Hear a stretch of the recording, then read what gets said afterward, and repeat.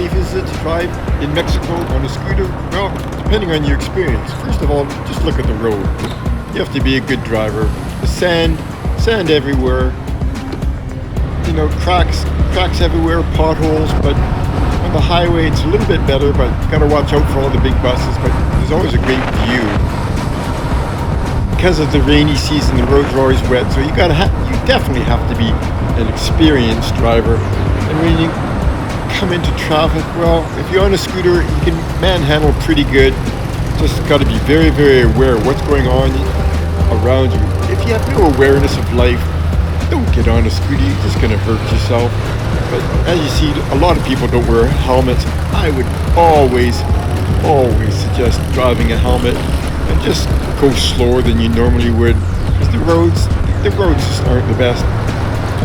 At the end of the day, it's your responsibility to just drive safe. But you get to see all kinds of areas of Mexico when you're on a scooter, because you can go almost anywhere.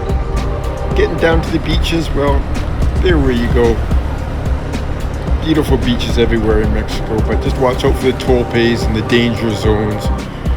And it's just my opinion, get on a scooter if you're conscious about safety. As you can see, everybody drives a little scooter or motorbike in Mexico. You don't need fancy cars.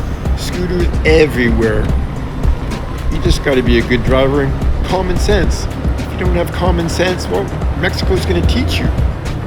You're going to have common sense or not.